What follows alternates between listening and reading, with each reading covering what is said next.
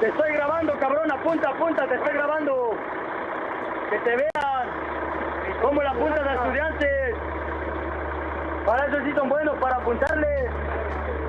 Bonitos se ven, matando estudiantes. Míralo, para eso sí eres bueno, para apuntar, cabrón. Ojalá que si fueras con los narcos.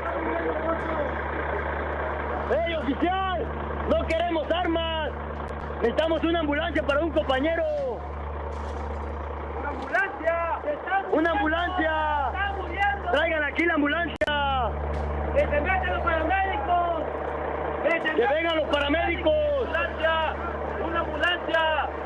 ¡Para un compañero! Mira, ¿por qué está apuntando aquel? ¿Por qué está apuntando? ¡No tenemos armas! ¡Está apuntando a un compañero!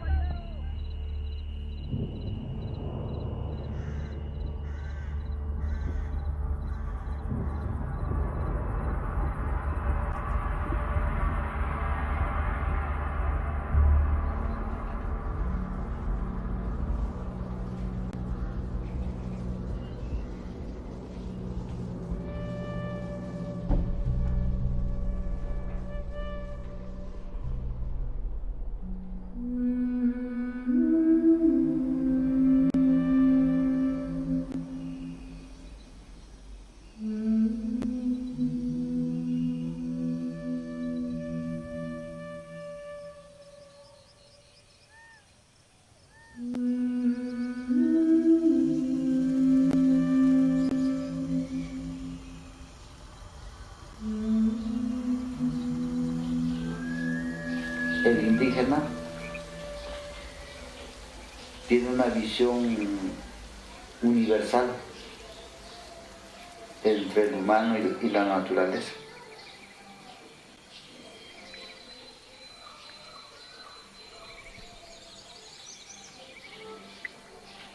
Aquí la tierra es nuestra madre tierra. Los bosques nos dan agua, nos dan aire, nos dan humedad, nos dan clima, el ventilador natural. Por eso, cuando se va a sembrar, antes de sembrar, se le pide permiso a la tierra. Tú me das de comer, madre. Cuando ya se va a levantar la cosecha, gracias. De aquí voy a mantener a mis hijos, a mis hijas, mi familia. Para nosotros la tierra tiene vida, tiene vida.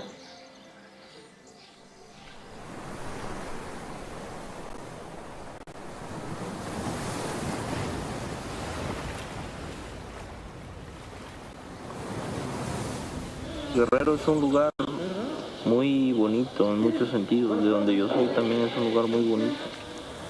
Yo crecí en las playas, en los pequeños barrios, ¿no? Así, muy tradicional, ¿no? De respeto, de que las personas todos somos iguales, de que no hay nadie mejor ni nadie menor, o sea, de que lo único que dicta si una persona es buena o mala, pues es el vicio y la virtud, ¿no? Como dice Morelos en sus Sentimientos de la Nación. Crecí así y muchos de mis compañeros aquí crecemos, ¿no? Aquí en Guerrero.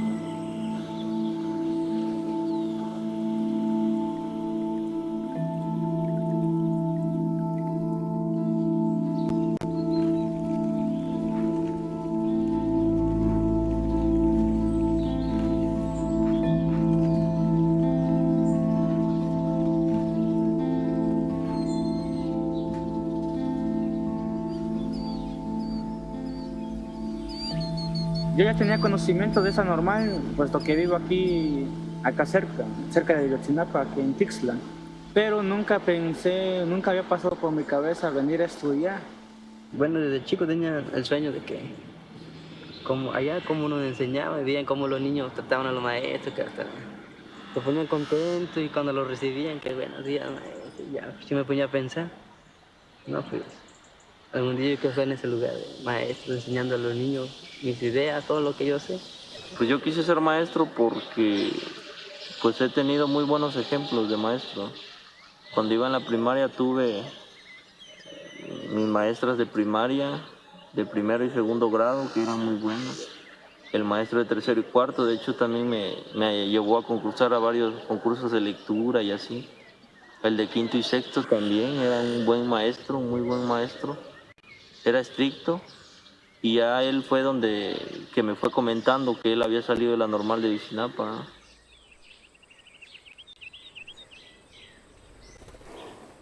Lo que nos diferencia a lo mejor de las normales urbanas, experimentales, otro tipo de normal pública, es precisamente el eje de módulos de producción y el eje político.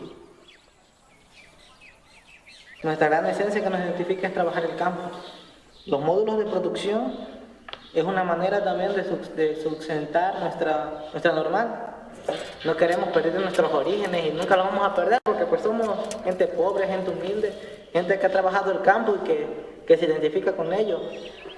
Porque hay muchas veces que en la ciudad simplemente te dejas llevar por el urbanismo y no convives con lo hermoso que es la naturaleza, que es liberar tu mente, sembrando, cosechando, cuidando a algunos animales. Es bonito también. Y muchas veces se nos critica por esto, porque nos dice claramente el gobierno, ustedes, ¿por qué trabajan en el campo si no están formándose para ingenieros agrónomos? Céntrense en el trabajo pedagógico y no se centren en lo político porque no van a ser politólogos.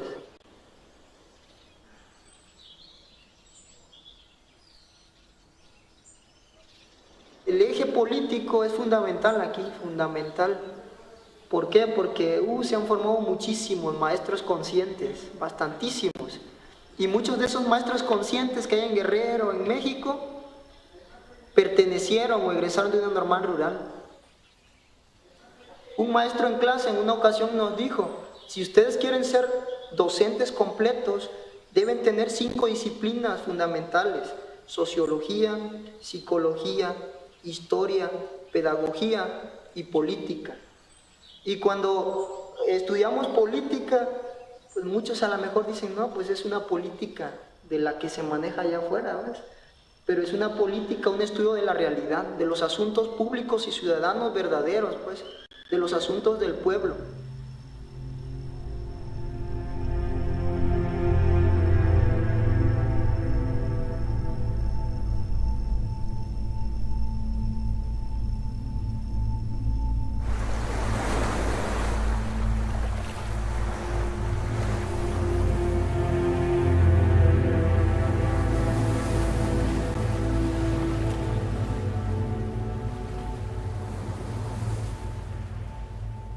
No sabía lo que era en sí la política, lo que implicaba, los pros y sus contras.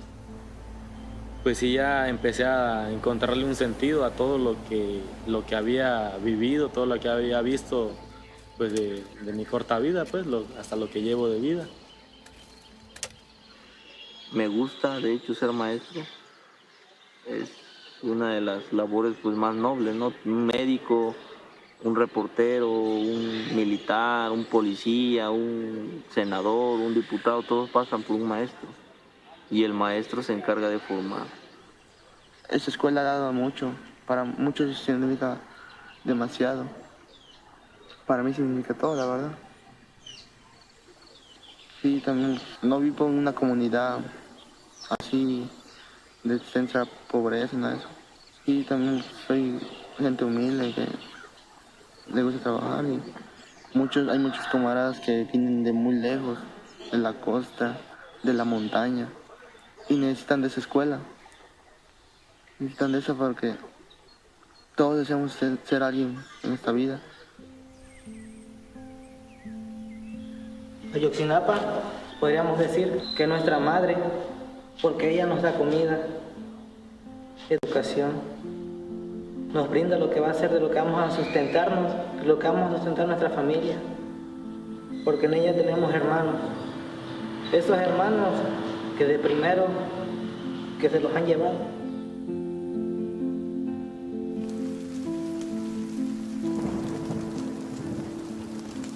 Yo lo digo con satisfacción, con orgullo, que provengo de una familia de extrema pobreza, que si no por la oportunidad que tuve en la normal de Ayotzinapa, ¿qué me hubiera dedicado allá en mi pueblo donde ni fuentes de empleo ni ningún otro medio de vida tenía asegurado más de que ser empleado de un cacique que ahí sembraba el terror en mi región? El estar ahí entonces no solamente era aprender a amar a este país que nos tocó vivir, sino también pensar en cómo luchar por la transformación de este país en beneficio de las clases más necesitadas.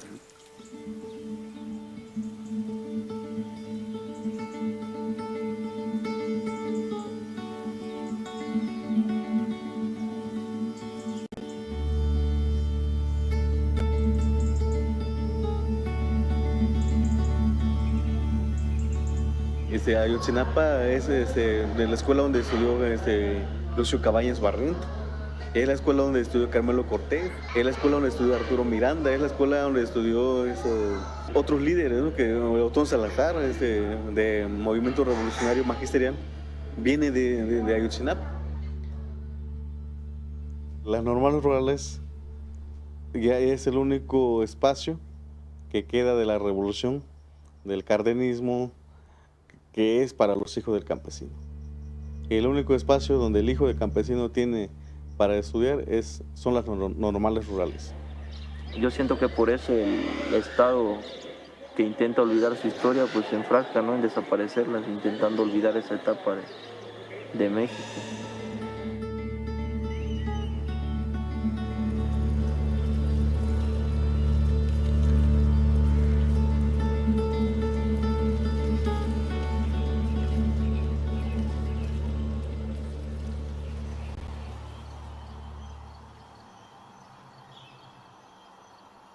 El 26 de septiembre salimos de Ayotzinapa con la intención de tomar autobuses y botear. El boteo es importante porque allí pedimos dinero para sufragar los gastos de los choferes y del viaje a la Ciudad de México. Desde hace muchos años, las normales rurales realizamos esto para conmemorar la masacre del 2 de octubre del 68 en Tlatelolco. Conmemorar la masacre del 2 de octubre del 68 en Tlatelolco es muy importante dentro de la formación como normalistas rurales, aparte de que se mantiene presente la consigna, la exigencia de justicia por los fallecidos y desaparecidos en el 68, que es vital para cambiar México. Aquí va a ser la concentración de todas las normales rurales para partir a la Ciudad de México. O sea, es un convenio que se hace con los choferes que se solidaricen con nosotros, con nuestra normal para la causa, pues. Se le pide que no vamos a maltratar la unidad, que nos la preste 1 o 2 días y de vuelta a su dependencia, pues, de autobuses.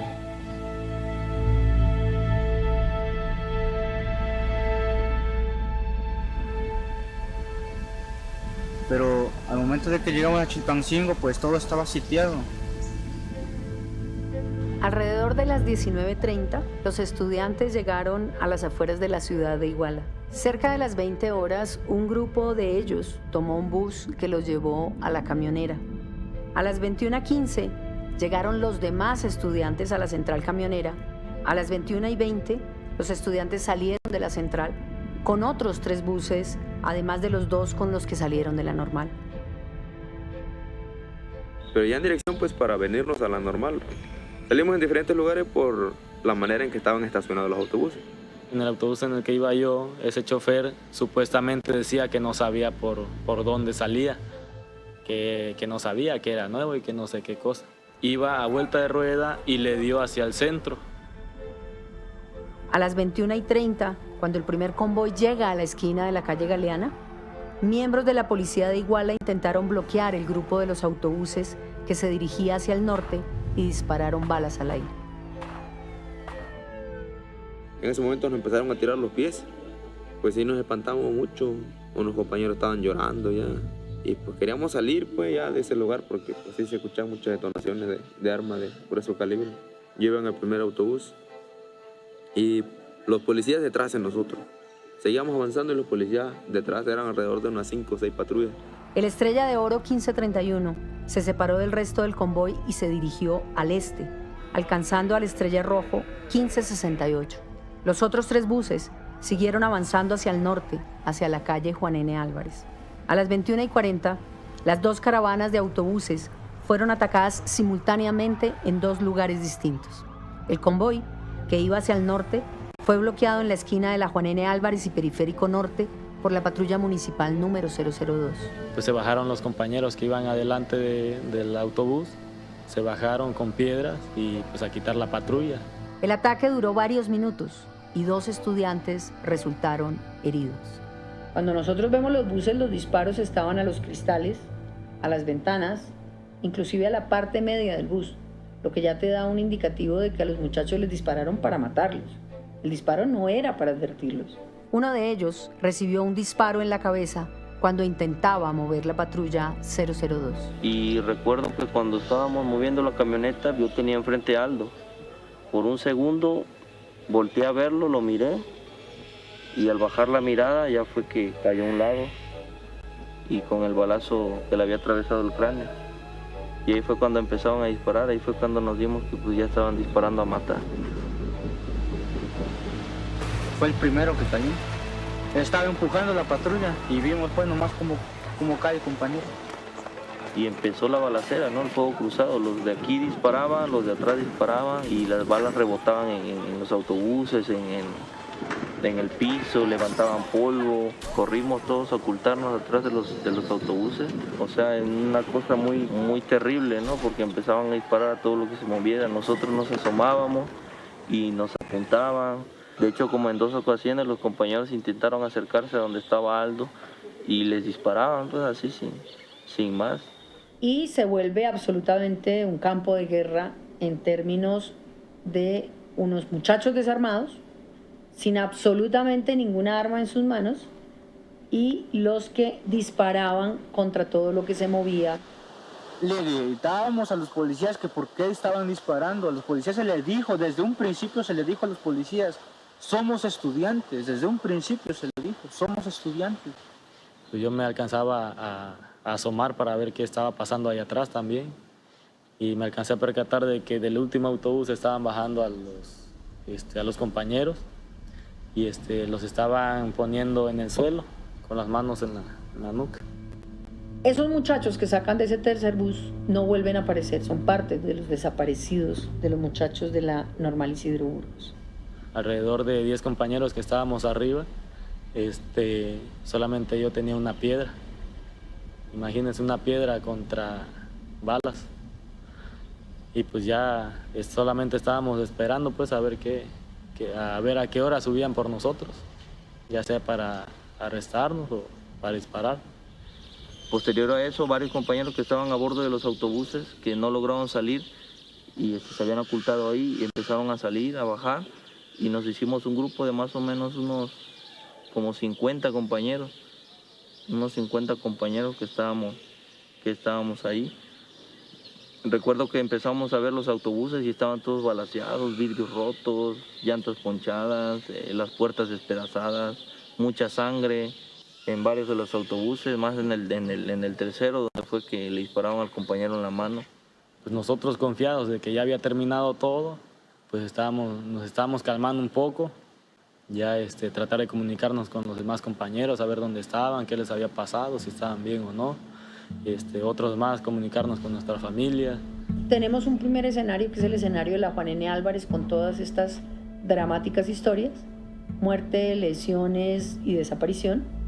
Y tenemos otro escenario que es el escenario de los otros 2 buses en el periférico frente al Palacio de Justicia. Es detenido el primer bus que sale.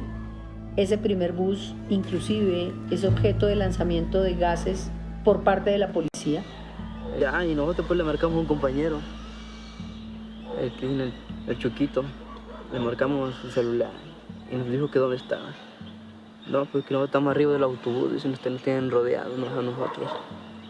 Ya nos están tirando, escuchaban disparos y gritos, ya nos dijimos que no sé si le estaban tirando gas lacrimógeno, nosotros le dijimos que rompieran los vidrios. Entre 12 y 15 estudiantes fueron golpeados y después subidos a la parte trasera de varios vehículos de la policía municipal, llevados a Barandilla y posteriormente fueron desaparecidos. y un segundo bus que está efectivamente detrás de ese primer bus, que ese bus, a diferencia de los otros 4 buses, nunca fue objeto de ninguna retaliación ni de utilización de la fuerza. Al contrario, ese bus sale escoltado hacia afuera de Iguala, después de que bajan a los muchachos y les apuntan con las armas para que desocupen el bus. Lo que hicimos fue prácticamente huir de ahí para principalmente nosotros vivir. Es lo único que pensábamos ese día, vivir. A las 9 pues nos llamaron que nos teníamos que ir porque había problemas con los compañeros que no podían salir de Iguala.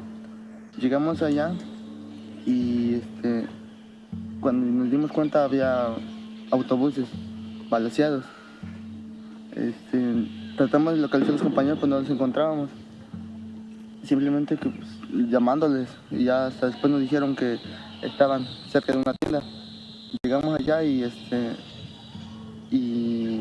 encontramos otros 3 autobuses, los cuales también habían sido acribillados. De regreso a la escena de Juan N. Álvarez y Periférico Norte, aproximadamente a las 23, cuando los policías ya se habían retirado con los estudiantes capturados, los estudiantes que quedaron en el lugar comenzaron a proteger las evidencias del ataque.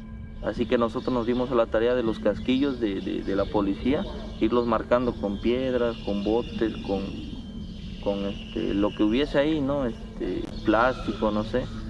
Ninguna agencia acudió a ayudar a los estudiantes o a procesar la escena del crimen. Reporteros llegaron también, unos reporteros me parece que de periódicos locales de ahí empezaron a llegar.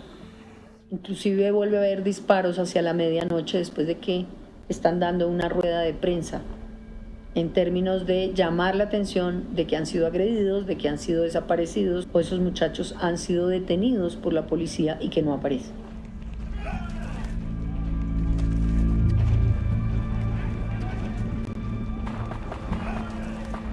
Cuando escucho una balacera también, muy recia, así muy fuerte, empezaron a disparar. En ese momento yo lo que hago no es voltear ni nada, sino tirarme al suelo, me tiro al suelo. Todos nos dispersamos, pues, muchos se fueron para un lado. A media cuadra nos gritaron que nos esperáramos, que un compañero estaba herido, que no corriéramos. A la 1 de la mañana, cerca de 25 estudiantes buscaron ayuda médica en el Hospital Cristina. Miembros del ejército llegaron cuando los muchachos se encontraban allí. Nos decían que a dónde nos fuimos a meter, pues, que nosotros solos fuimos a buscar nuestra propia muerte. Para ellos nosotros éramos unos delincuentes, que no éramos estudiantes, y nos dijeron que no podíamos estar ahí, que nosotros viéramos a dónde nos íbamos, pero que no podíamos estar ahí. Nos fuimos a la calle sin saber a dónde ir. Y lo que hicimos pues fue subirnos al techo de la casa. Éramos como 15 compañeros, al final nos juntamos casi como 15. Le hablábamos a la persona de la casa, le decíamos que nos abriera, pero no nos abría, no nos escuchaban. Yo digo que por miedo también. Pero también no nos delataron. O sea, si hubiesen llamado a la policía municipal, pues en ese entonces nos hubiesen matado a todos ahí. Cayó la lluvia, estaba bien oscuro, ya era alrededor de la 1 a 2 de la madrugada, el agua bien fría, no teníamos con qué cobijarnos. Recuerdo que estaba en el patio del que estábamos allí, estaba un perro ladrando, nos estaba ladrando. Al último, pues de que ya no teníamos para dónde darle, uno de los compañeros hasta abrazó al perro y ya se calmó. Pensaba mucho en mi familia, me comuniqué con mi mamá ese día, me mandó un mensaje, que estaba bien. Pensaba en mi novia, pensaba en mi familia. Y pensaba, digo, ¿cómo fue que vine a dar aquí a Iguala? Las patrullas de la policía pasaban por la pista, pasaban a un lado de donde estábamos nosotros, pasaban también, porque veíamos la sirena, ¿ves? Los colores azul y rojo de la sirena. Pero no, ninguno de nosotros decía nada, ni nada, no hablaba, no hacíamos ni tratamos de no hacer ningún ruido para que no nos detectaran. Yo siento que sabían que por esa zona estábamos, por fortuna nunca nos encontraron, pues, fue lo bueno. Al siguiente día, cuando empezaron a tomar declaraciones, solamente pedían de 3 camiones y se olvidaban de los otros 2, que es de donde desaparecieron a los otros compañeros y de donde íbamos nosotros también. Solo se enfocaron en esos 3 camiones porque era donde estuvo pues ahí la presencia más fuerte de lo que fue el hecho. Y cuando fuimos, pidieron nuestro nombre y nos preguntaban en qué camión ibas. Le digo, lo que pasa es que iba en otro, es un segundo de otro lugar. Y nos decían, no, solamente queremos saber lo de los 3 camiones. Desde un principio nos estaban ocultando los otros 2, en donde también fuimos víctimas, en donde también se llevaron al resto de los compañeros, porque no solamente fue el tercer camión donde iban los 43, sino que fueron 2 actos, 2 lugares en donde se ocurrió la desaparición forzada. Ya en la tarde, el 27, como eso de las 8 de la noche, nos trajeron para acá, para la normal. Y nos dimos cuenta de cuál era la realidad, no la situación.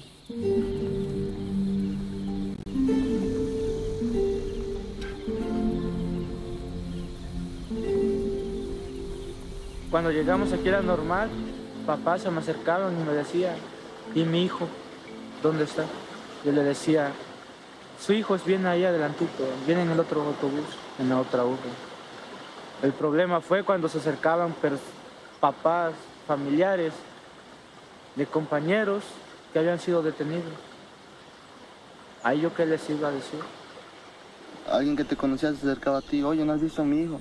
No, está desaparecido, no lo vi. Se acercaba a otro padre, ¿no viste a mi hijo? No.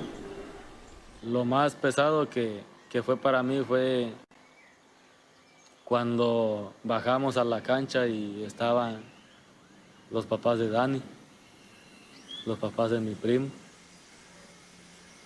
y me preguntaban ellos por él. Pues yo ya no podía decirles otra cosa. No sabía qué decirles, no tenía las palabras para dar esa noticia.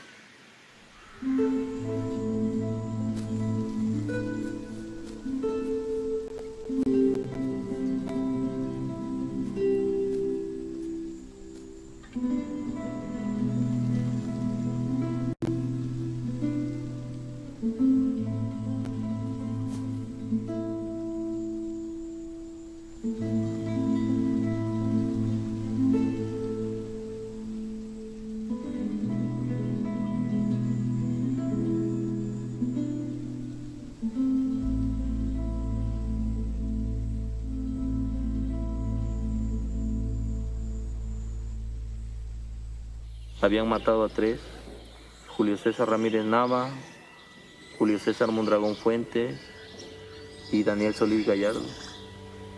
Y un compañero estaba en estado vegetal hasta la fecha, ya perdió el 85% de su cerebro, pues prácticamente ya no hay mucha esperanza.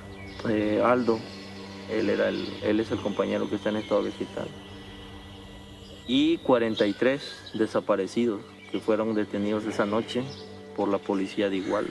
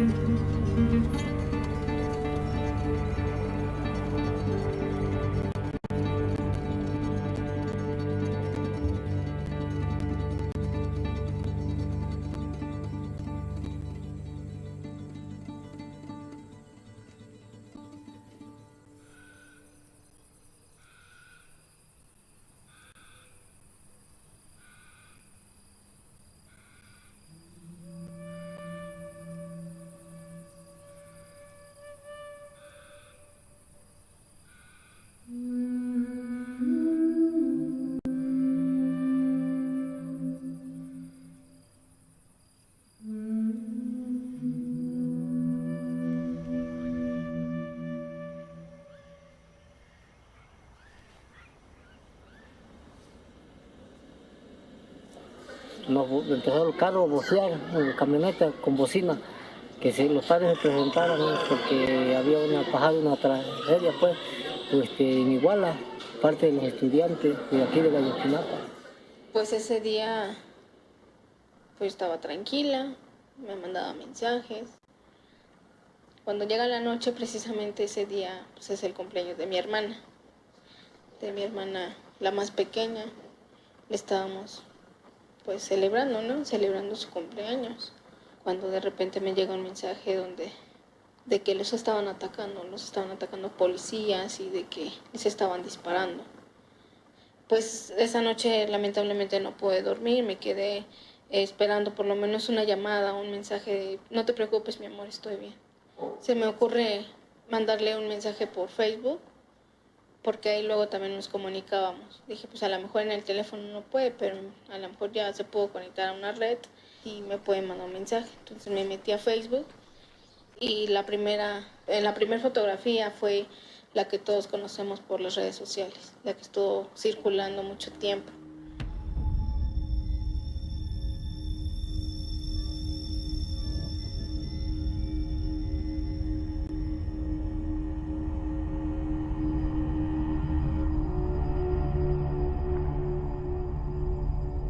Pues no me decían, tu hijo falleció. Solo creo que hay una confusión. Creo que se trata de nuestro Julio César. Yo solo echaba yo a correr y no lo quería yo creer.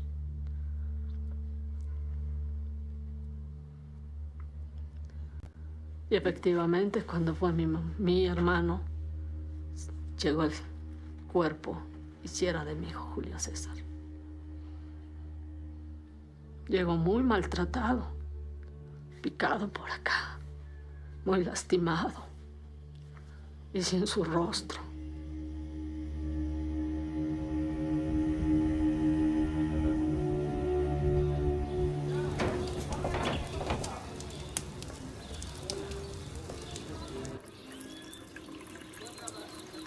Se acuesta uno y no puedes dormir pensando en él. ¿Qué está pasando con ellos? ¿Qué le estarán haciendo?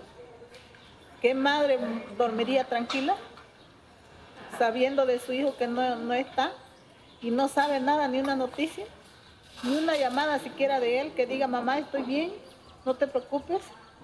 ¿Qué madre duerme tranquila? Nadie. Yo como madre a veces me siento mal en la noche. Quisiera irme, caminar para saber dónde está mi hijo. ¡Aguanta! ¡El pueblo se levanta! Eso andamos, con más cagando y llevando adelante, paso a paso. Mientras no nos los entreguen, nosotros como padres vamos a seguir adelante, porque nuestros hijos están vivos y ya los queremos ver. ¡Nos faltan 43! ¡Nos faltan 43! ¡Nos faltan 43! ¡Nos faltan 43! ¡Porque viva Pelón! ¡Viva Pelón! Mucha gente pregunta por él, ¿por qué le pasó esto si él es un niño bueno, no es un niño grosero? Inclusive hasta me dijo una persona, pues Dios escoge a los buenos para que salgan a la luz las cosas, todo que están cubiertas por los malos. Escoge puros niños buenos. El gobierno federal no puede sustituir las responsabilidades que tienen los propios gobiernos estatales. Que se encuentre a los responsables de estos hechos y que no quepa aquí impunidad alguna.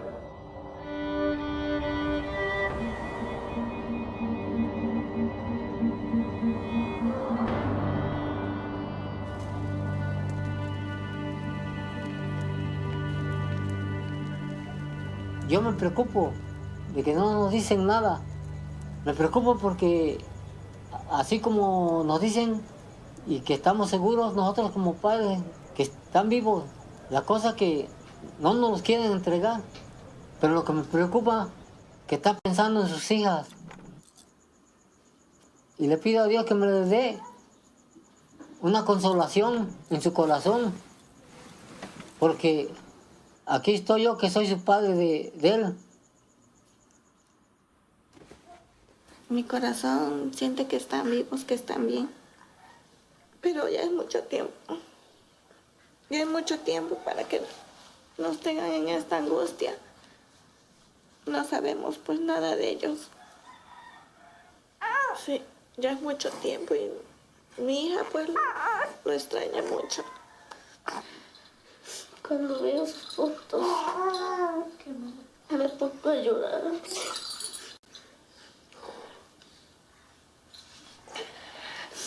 Ya no quiero ver aquí. Lo extraño.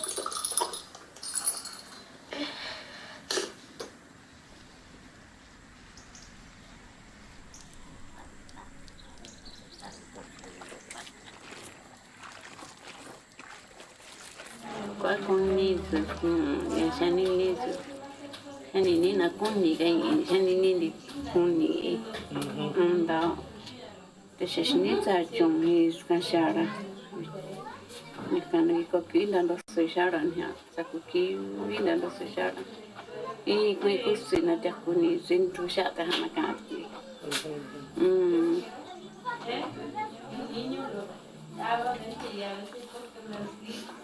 ani maini shara karashi kani maini kawaran do yung sakaran kuni enora ni kani maini na di kora karashi nikambia kuni nikambia wa kuni na di kora chini yu shini sa kan por chiti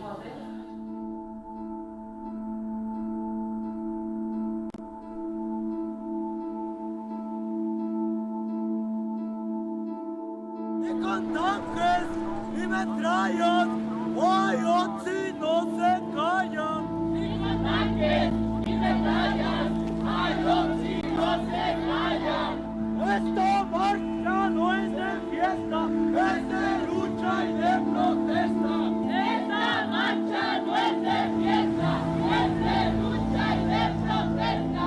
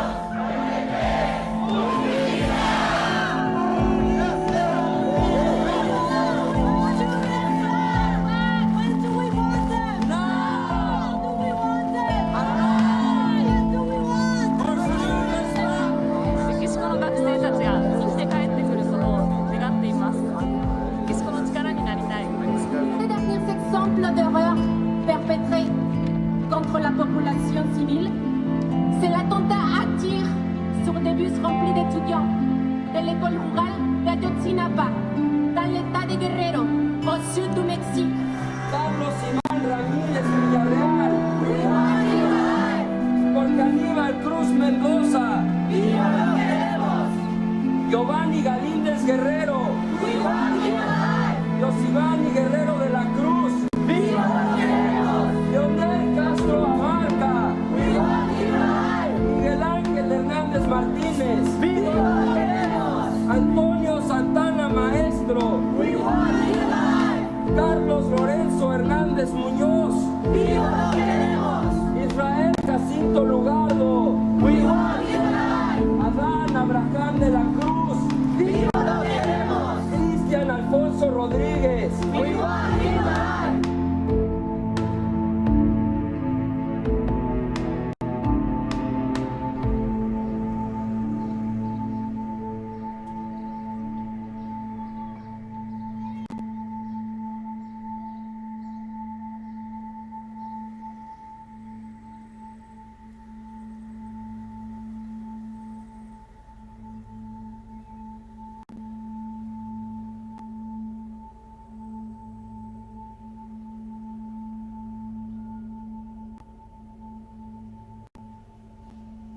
único que le pedimos nosotros a ustedes, que nos sigan apoyando, que se unan a nosotros, porque yo ya no quiero que otra madre sufra lo mismo que nosotros estamos sufriendo, porque es muy duro, como se los digo.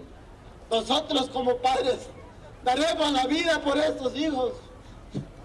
Porque el color de la sangre jamás se olvida. Los masacrados serán vengados. ¿Y quién los vengará? El pueblo cansado. Ya lloramos, ya nos destrozamos el estómago, pensando quiénes están haciendo nuestros hijos.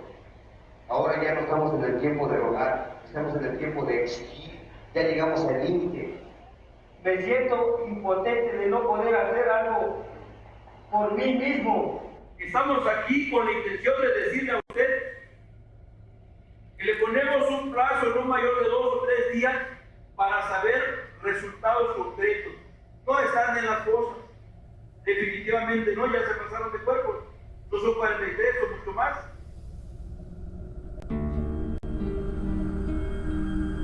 En la búsqueda de la verdad, mi obligación es ceñirme a lo que consta en las averiguaciones y es por eso que los he convocado a esta conferencia de prensa.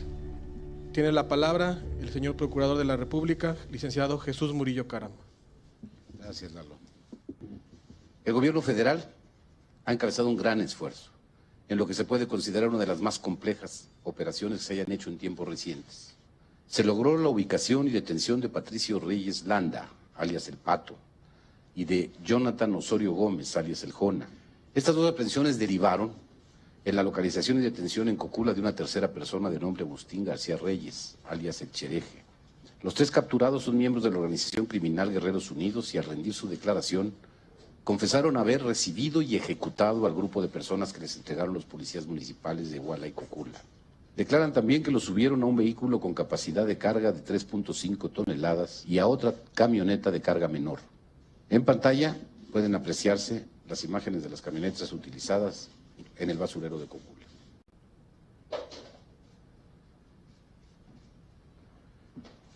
Despierten al que tiene el video. ¿Cuántos estudiantes había? Dicen que eran 44, así que los había contado uno por uno. No, ¿quién dijo? Ellos dijeron, ¿quién? El Pato y el Juguete decían, son 44, 43, y todos respondían que eran estudiantes. Somos estudiantes. Y entonces los bajaron y les preguntaron que aquí habían venido a Iguala. Y dijeron que venían por la esposa de la barca, nomás así dijeron. Los detenidos declaran que cuando bajan al lugar a donde se habían arrojado y quemado los cuerpos, recibieron la orden de quien apodan el Terco de fracturar los restos de los huesos calcinados, para ser depositados en bolsas de basura negras. Y así como dijo esa versión Murillo Caram, por eso pedimos nosotros que vinieran los... Ya habíamos solicitado de por sí al principio que queríamos los expertos en investigación independientes. En el basurero de Cocula se determina a través de un perito que se contrató por parte del GIEI que es imposible que se hayan quemado restos en ese número, pero además ese día, de personas en el basurero de Cocula. Ese peritaje está reafirmado por el peritaje de la EAF, por el peritaje de la UNOM y obviamente también por el peritaje del científico José Torero, que fue la persona que nos apoyó en el grupo en particular. No obstante, todos estos peritajes han venido a confirmar que es imposible entender que los muchachos estén en el basurero de Cocula. Mira, nosotros lo que encontramos y documentamos y advertimos como parte de las recomendaciones es que había una diligencia que no encontraba desde el punto de vista legal justificación para haberse realizado sin constancia alguna en el expediente. Y nos referimos en particular a la diligencia del 28 de octubre del 2014 en el río denominado San Juan de Cocula, que se había llevado a uno de los inculpados y donde aparecen unas bolsas que están laterales al río, llevan peritos inclusive que parece que embalan o guardan un material óseo en una bolsa plástica. Y posteriormente, al día siguiente, en ese sitio y al parecer dentro de una misma bolsa que se observaba el 28, aparece un resto que fue reconocido como de Alexander Mora Venancio. Por lo menos se diera una explicación de cómo apareció esa bolsa el 29 y este es un elemento central de la investigación. Ok, ellos dicen, la versión de los hechos que da el gobierno es falsa, pero no nos dicen cuál es la versión de ellos. No nos dicen por qué es falsa, no nos dicen entonces después de sus investigaciones cuál es esa verdad, no nos dicen nada. Todo absolutamente es descalificar y descalificar, como ya dije, a los militares, porque cerca de ese lugar hay un cuartel. María Idalia Gómez, Eje Central. Buenas tardes, procurador. Ya citó a declarar a los elementos del Ejército y de la Policía Federal que tienen sus instalaciones en la zona y que por acción u omisión pudieron haber participado y cómo van avanzando en esa línea de investigación.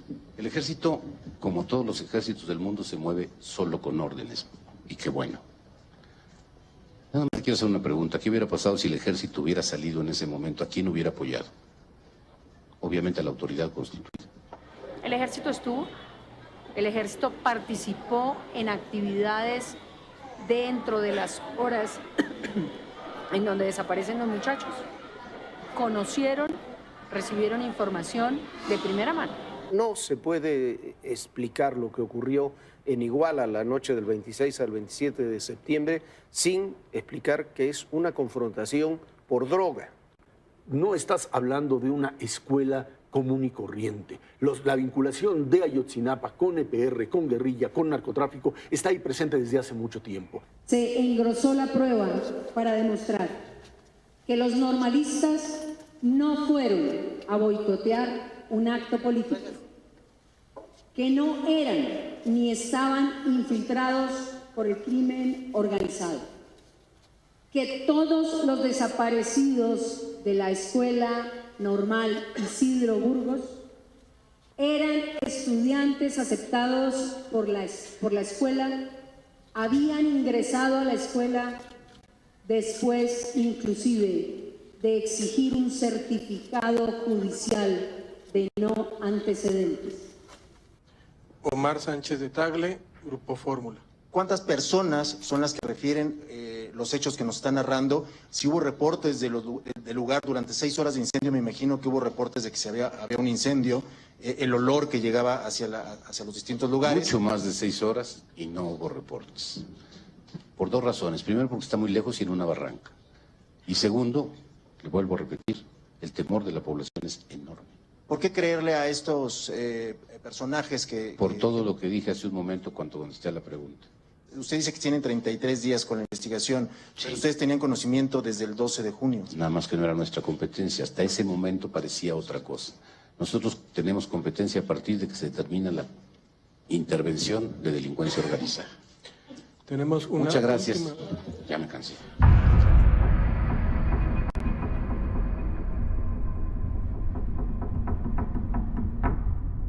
Estamos en estrecha coordinación para que realmente superemos esta etapa de dolor, demos un paso hacia adelante y estemos dispuestos a construir un mejor entorno. No es nada agradable entrar a la casa activista y verla vacía.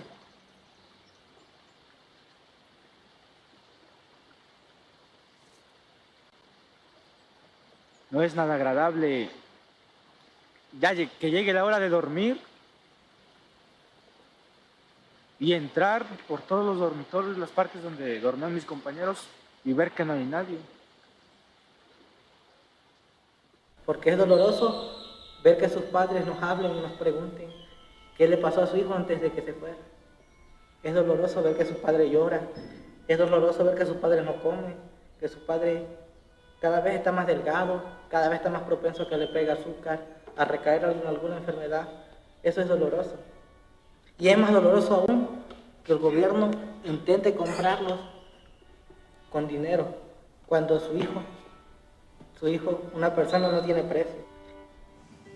Ya lo tengo bien sabido, es por la diabetes. Le voy a poner tantito de esta, esa anestesia, va a arder un poco. Échale. La cosa es que se cure uno. Sí, ¿verdad? Que le aguante nada más. Pues sí.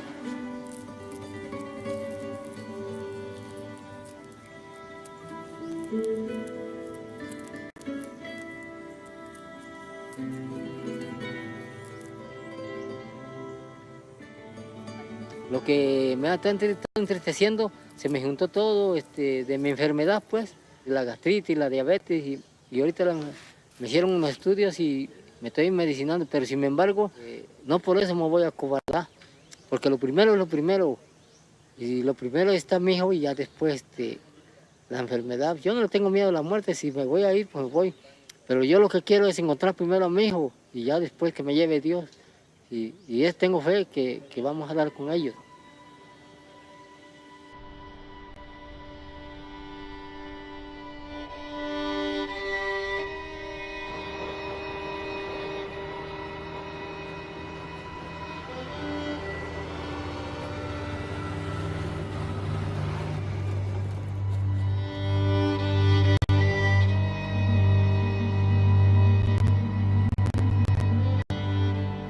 Se documentaron 64 fracturas en su cuerpo. Es una prueba contundente de la tortura que él sufrió. Y bueno, en cuanto al rostro de Julio, no hay una respuesta todavía. Julio César Mondragón fue víctima de ejecución extrajudicial y tortura. Su familia exigió que fuera esclarecidas las condiciones en las que perdió la vida, modo y causa de muerte. Para eso necesitábamos pruebas. Solicitamos a la autoridad judicial la exhumación de restos de Julio César Mondragón.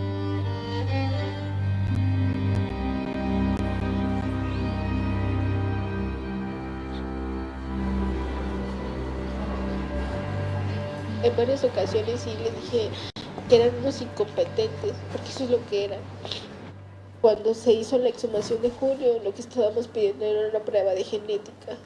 Y cuando íbamos a decirle que se hiciera esa petición por escrito y que lo metiéramos a nivel federal, él nos dijo que no podía hacer eso, que primero necesitaba leer todo el expediente y que le diéramos tiempo.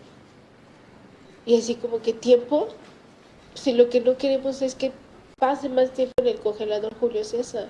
No, pues entonces tiene que ir al fuero común y hacer todo el trámite. Y el ir al fuero común implica de que se les tiene que notificar a todos los acusados, de que están en Nayarit, que están en Veracruz, o sea, a todos lados. ¿Por qué? Porque se les ocurre dividir el expediente y mandarlo a diferentes estados. Y eso implica que nos cuesta un poco más.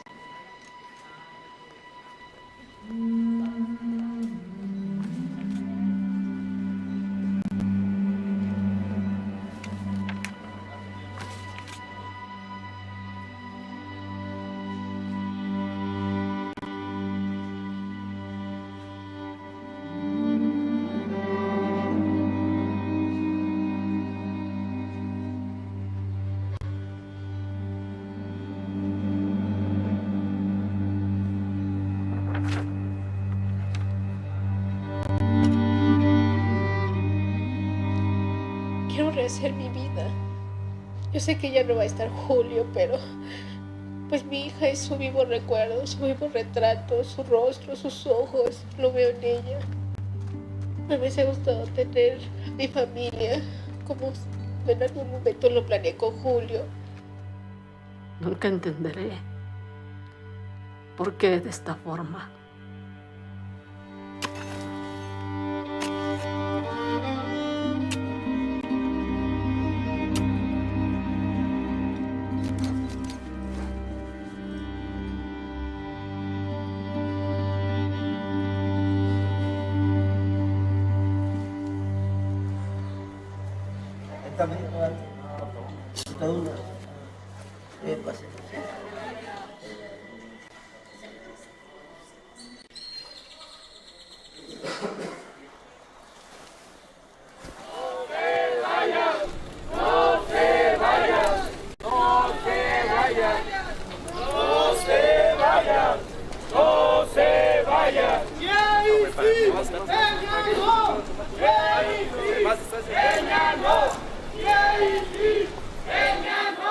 Como ven, no somos tantos, pero teníamos voluntad y decisión.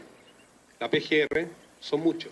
Entonces, el Estado tiene que preguntarse, ¿por qué 1, 2, 3, 4, 5, 6, 12 personas pudieron avanzar más que una institución que tiene que dedicarse a investigar y resolver los delitos? Para eso hay que tener voluntad.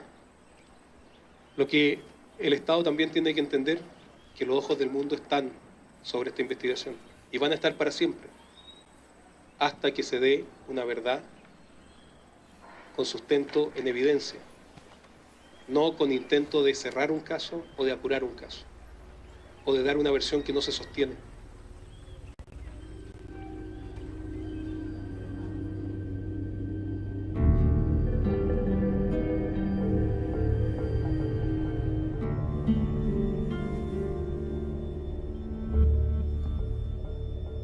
Porque es que nosotros fuimos a México con la mayor de las convicciones en ayudar y terminaste pues siendo mancillado por trabajar.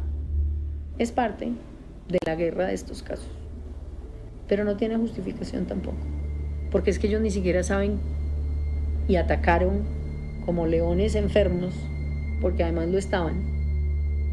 Algo que inclusive si ellos hubieran querido profundizar habrían podido hacerlo también, en lugar de estar criticando desde la barrera y peleando como estaban peleando con el GEI. Ellos no se dan cuenta que el compromiso de ellos es con el país, no con unas personas en particular.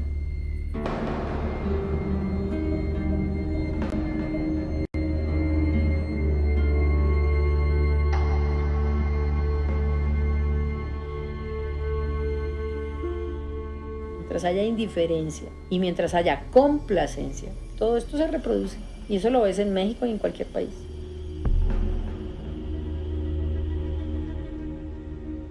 Cada cultura, cada país es reflejo de lo que es y de lo que se permite. Y hasta que no se den cuenta de lo que es la desaparición, la tortura y todo lo que significa la vejación humana, yo creo que las prácticas siguen y seguirán.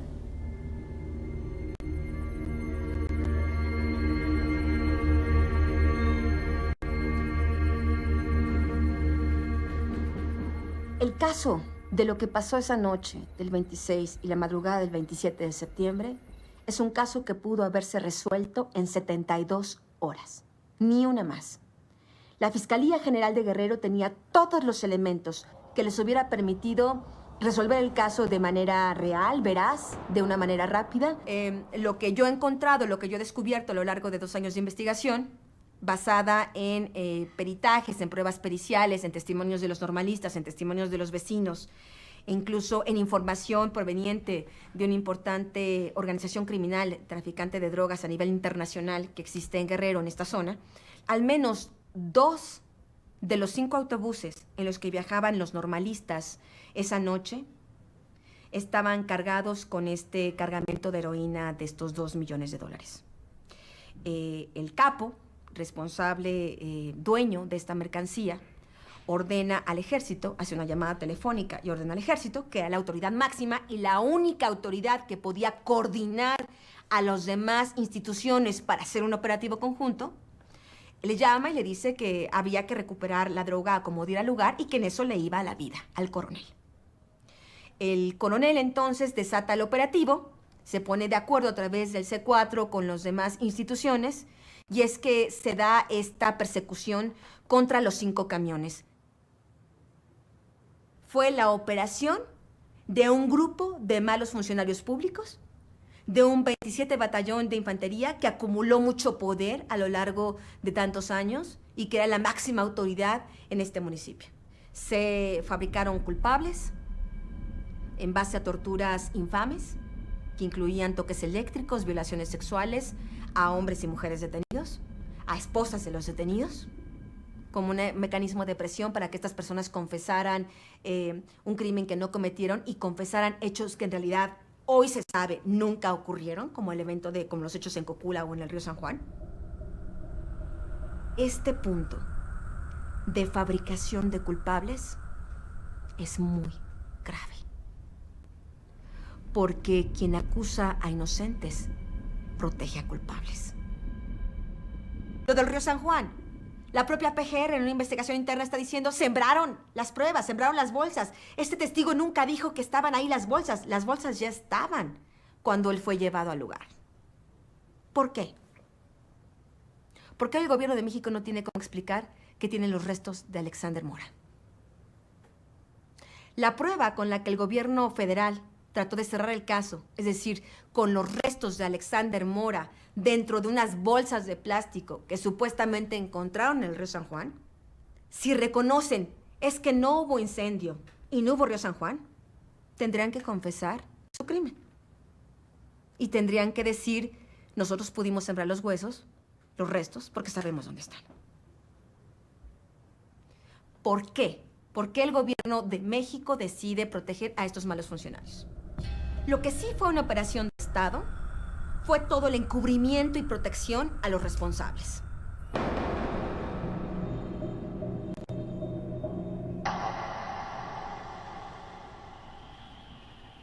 Pero también no hay que olvidar que detrás de este movimiento, de esta lucha de los normalistas, ha estado la represión constante de la clase política. Esa ha sido la cacería que ha habido en contra de la normal de Ayotzinapa, y como una política represiva para contener al movimiento social, con miras a cierre de las normales rurales, porque cerrando Ayotzinapa se cierran todas las normales en el país.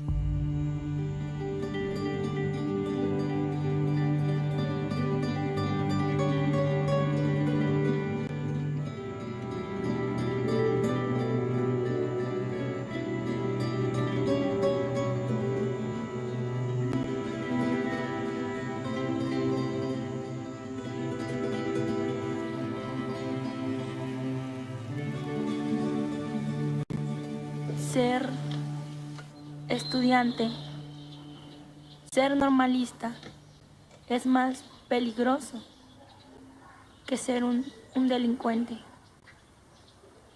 Desde cuando la vida de las personas, de los estudiantes, o la desaparición forzada es algo común para la sociedad. Ahorita en Guerrero vemos cómo la sociedad nos ataca, nos llama vándalos, nos llama sin qué hacer. Pero sin qué hacer, ¿por qué? Yo me pregunto eso, sin qué hacer, ¿por qué? Siendo que nosotros somos los que nos vamos a comunidades donde no hay luz, donde no hay agua potable, donde no hay lo básico. Delincuentes, ¿por qué? Vándalos, ¿por qué? Si a nosotros vemos directamente cómo están los niños, los jóvenes, donde los padres los dejan con sus abuelitos porque ellos se van a la corta de jitomate, de cebolla, de lo que hay en los estados del norte, y los niños se quedan. Y a nosotros cuando vamos a las comunidades nos ven como esos padres que se fueron. Ahí están los alumnos con nosotros. Por eso es que nosotros como normalistas y como estudiantes defendemos siempre a las normales y luchamos por esto. Y que nos hayan atacado así, y principalmente a la normal de Ayotzinapa, que constantemente ha sufrido represiones, es realmente la gota que derramó el vaso. ¿Qué tipo de país es este, no? En donde el gobierno ha renunciado a una de sus facultades, la de garantizar, que establece la Constitución, la integridad física y moral de sus ciudadanos. ¿Y qué dijo en las últimas semanas de gobierno de Aguirre? Pues ha llegado a tal nivel la inseguridad de que cada quien que se defienda como pueda. Entonces el Estado está renunciando a una de sus obligaciones. Y si este Estado ya no responde a las necesidades sociales, pues hay que cambiarlo, ¿no? Artículo 3 de la Constitución, educación gratuita para toda la población. Rurales, las que desaparecen, nosotros con lucha y sangre las vamos a defender. A las normales rurales, las quieren desaparecer, nosotros con lucha y sangre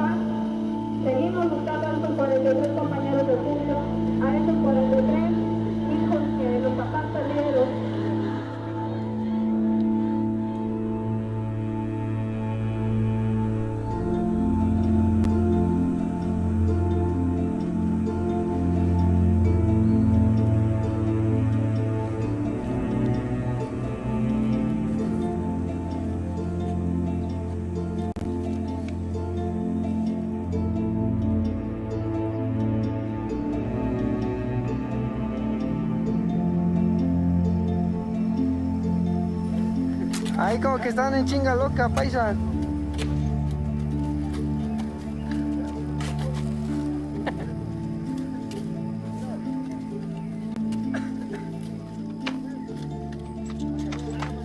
Dale, paisa, dale la cámara, paisa, comande. Si sale el comando, se va a quedar la cámara.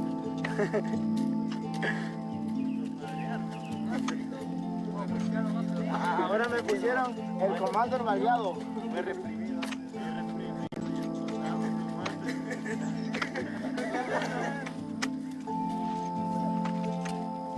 Dale, paisa Kinder, saluda a la cámara. A ver, paisa Pila, saluda a la cámara. Paisa Shaggy. Saluda a la cámara, paisa Shaggy. ¡Órale, a la cámara! ¡A la cámara, pues, Canelo! ¡Pato! ¡Pato! ¡Saluda, Pato! ¡Pato! ¡La lucha, la lucha!